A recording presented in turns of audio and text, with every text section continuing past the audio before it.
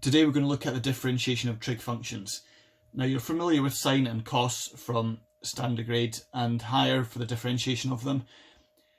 You also know that tan is sine over cos from National 5, but some things we're going to learn about today which you're not familiar with are what are cosec, sec and cotan. So what are these things?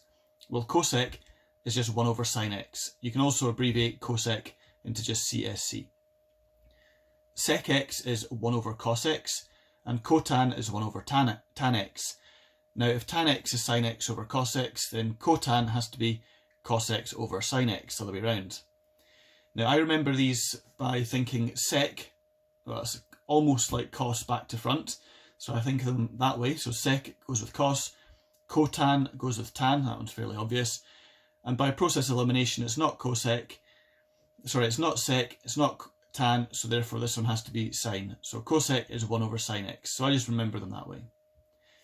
So you know the derivatives of sine and cos, and to find out the derivatives of tan, cosec, sec and cotan, we can use some of the rules you've just learned about, the product and the quotient rule, and we can use the chain rule as well for some of these questions we're about to come across.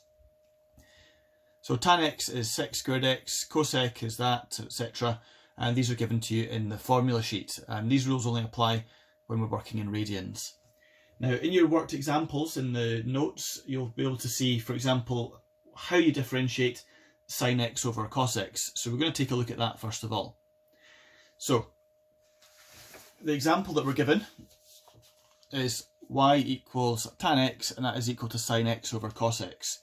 Now what you've learnt about with the product rule is that that's f dash g plus g dash f, but the product rule is not going to apply here because we've got ourselves a fraction, so it has to be the other one. It's the quotient rule we're going to use. So we're going to call the numerator f and the denominator g, and we're going to apply this rule here. So when we take the derivative of tan x, it's f dash g minus g dash f over g squared. Now they've done it using the Leibniz notation instead, the du by dx, dv by dx, etc. But we can use that notation or the Leibniz notation. It doesn't really make any difference which one you choose. So they're calling the numerator u and the denominator v. The derivative of sine x is cos x, derivative of cos x is negative sine x. Putting it into the formula for the quotient rule, you can find that you'll get v times du by dx, so that's going to be cos x times cos x, and carries on and sub everything else in.